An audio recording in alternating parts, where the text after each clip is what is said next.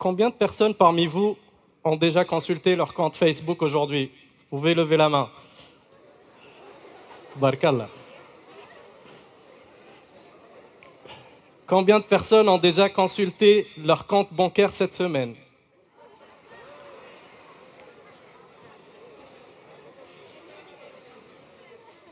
Combien de personnes connaissent la consommation de leur télévision en termes d'électricité?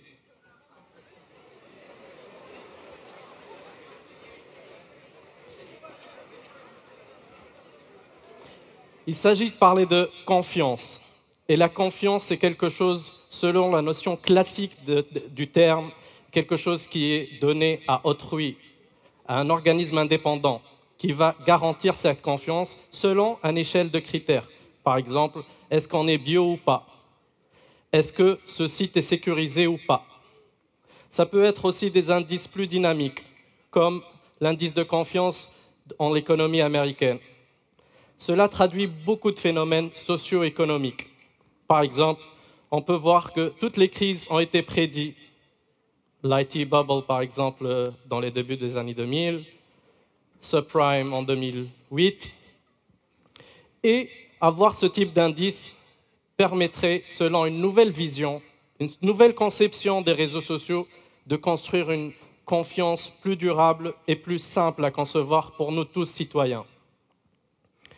C'est quoi Internet? On va commencer par les basics. Internet, c'est une innovation par percolation. Ça veut dire que ce n'est pas une innovation causale. Ce n'est pas quelqu'un qui s'est dit un jour on va créer Internet. Internet est le merge, la fusion entre différentes technologies que chacun a développées un peu dans son coin. Et la preuve aujourd'hui, on ne sait pas comment gérer Internet. Il y a une vision classique, mettre les lois, fermer des frontières, contrôler les flux, ou une vision plus permissive qui est l'open gov ou l'ouverture des transparency, l'ouverture des réseaux sociaux. Et c'est tout un dilemme très important. Pourquoi? Parce que de par l'histoire de l'humanité, Internet est d'une des ruptures les plus importantes de notre histoire. Vous savez qu'on a créé plus de données entre 2011 et 2013 que toutes les données de toute l'humanité compilées. Ça veut dire qu'aujourd'hui, la gestion de l'information et l'influence de ces informations sur notre vie sont d'actualité et la confiance est au centre de cela. Aussi, nous voyons la vague des réseaux sociaux. C'est une nouvelle vague qui a construit un nouvel état de savoir. Le savoir dont on va parler est un savoir qui, de par l'histoire de l'humanité, a évolué.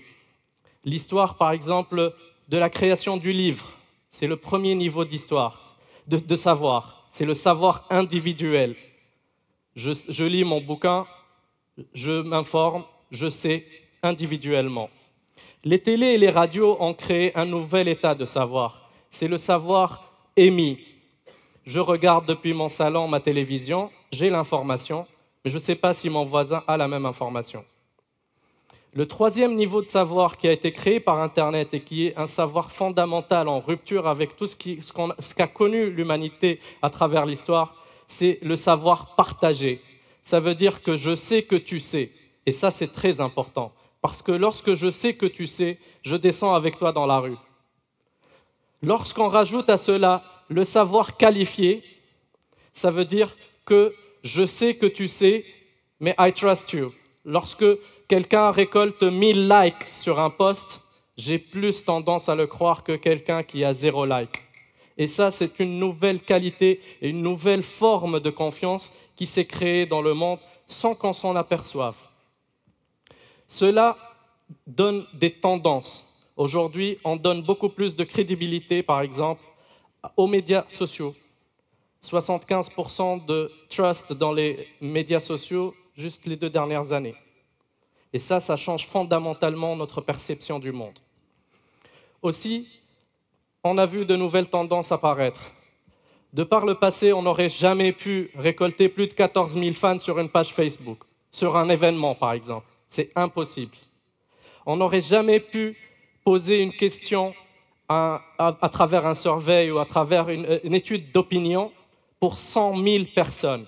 Les forums aujourd'hui le permettent. Et c'est beaucoup plus pertinent en termes de marketing, par exemple, juste cet exemple-là, parce qu'aujourd'hui, le client crée son produit. Lego, par exemple, a ouvert une plateforme pour que chacun de nous puisse proposer son idée de Lego. Et là, ça facilite directement la vente et la commercialisation parce que ça vient du client en soi. On a vu des ruptures dans le monde de la finance où chacun d'entre vous peut participer dans des projets et faire de la mutualisation de moyens indépendamment de sa taille. Nous n'avons plus besoin d'aller vers une banque, nous pouvons aller vers le groupe. Et le groupe, lorsqu'il finance un projet, plus que du financement, ça garantit la commercialisation du projet. Et donc, on fait d'une pierre deux coups. On va essayer de passer le slide. On va voir une tendance aussi dans les entreprises. Par exemple, les CEO ont perdu en notoriété parce que la base de l'entreprise communique de plus en plus. Parce que chez vous, vous avez plus de moyens de communication et des moyens, par exemple l'email de Gmail, vous permet d'avoir plus de data que tous les emails de toutes les entreprises, par exemple. Et ça, c'est une rupture fondamentale. Lorsque quelqu'un rentre chez soi, il a plus d'outils en CRM, en open source, en OS. Tous les outils possibles et imaginables sont sur Internet, alors que dans sa propre entreprise, certains ferment Facebook ou certains ferment YouTube. Et ça réduit la créativité et la communication au sein de l'entreprise. Je vais vous parler un peu de l'Internet des objets, ce que j'appelle Internet 3.0. C'est une Internet où nous avons de plus en plus de devices connectés. Par exemple, aujourd'hui, sur 2 milliards 200 millions ou 2 milliards 400 millions de personnes sur la planète, nous avons en moyenne 2 devices connectés par personne. Et cette tendance va évoluer pour atteindre 7 devices connectés par personne d'ici 2020. Et toutes ces données vont créer un ensemble de services possibles, tels que par exemple le suivi de votre facture d'énergie en temps réel, ou par exemple la sécurité de votre maison en temps réel. Ça existe dans certains cas, mais la tendance va se généraliser pour aller vers une fusion avec les réseaux sociaux. Nous, ce qu'on a fait, nous sommes une équipe avec une certaine valeur et je vous encourage, de par votre entourage, à créer des valeurs autour de vous. C'est l'un des premiers indicateurs de succès. Avoir des valeurs, avoir une vision, être multifonctionnel, faites tout, et être curieux. C'est important d'être curieux.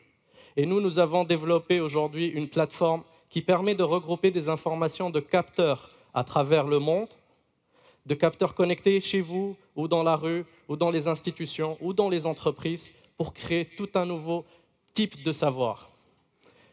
La plateforme, aujourd'hui, elle est installée, et notre solution est installée dans 4 pays majoritairement. Nous venons d'installer à San Francisco, chez AT&T, une nouvelle box qui fonctionne aujourd'hui, et nous pouvons suivre en temps réel la consommation des Américains pour un certain nombre d'usages. Mais nous avons en Tunisie aujourd'hui, par exemple, installé une dizaine d'exemples en test bêta. Et l'idée, c'est quoi? L'idée, elle est très très simple. C'est qu'aujourd'hui, des étudiants ont fait un test, par exemple, en Californie. Ils sont partis inscrire des tags sur les murs, sur les portes des habitants, en leur demandant, par exemple, s'ils faisaient des économies d'énergie, ça va réduire leur facture et donc ils vont faire des économies d'argent. Ça n'a eu aucun impact. On leur a demandé de sauver la planète. 0 impact. On leur a dit qu'ils deviendraient de bons citoyens. Ça n'a pas fonctionné. Vous savez qu'est-ce qui a fonctionné? C'est lorsqu'on leur a dit que leurs voisins consommaient moins qu'eux.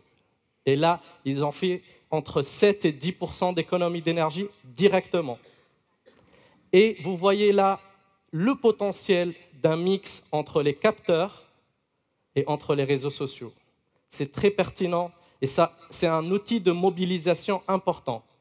La conduite du changement est un des processus les plus difficiles. Changer d'habitude est très difficile. Et aujourd'hui, ce type de système va faciliter ce changement à travers la mise en place de solutions adaptées pour les individuels, mais pour les entreprises selon leur taille, Par exemple, j'ai une petite entreprise, je veux suivre ma flotte de voitures, ce que vous voyez aujourd'hui en Tunisie. C'est un exemple, mais derrière, je peux aussi lier mes voitures à mon système RH, par exemple, et obtenir la paye de mes employés automatiquement. Et là, il y a un gain énorme en termes de process et de valeur ajoutée. La sécurité est un point important et différents protocoles aujourd'hui sont mis en place pour garantir votre sécurité, autant que la sécurité de votre gateway Internet ou que de votre compte Facebook pour certains. Aujourd'hui, c'est à vous de construire la Tunisie de demain. Et je voudrais faire un petit test avec vous. Est-ce que vous pouvez vous donner tous la main, s'il vous plaît? Ça va vous donner une nouvelle expérience. L'autre est important. Vous pouvez lever la main?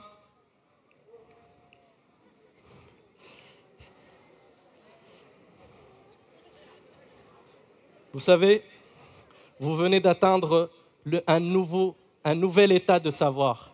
C'est le partage d'informations et le partage de données entre vous. Vive la Tunisie!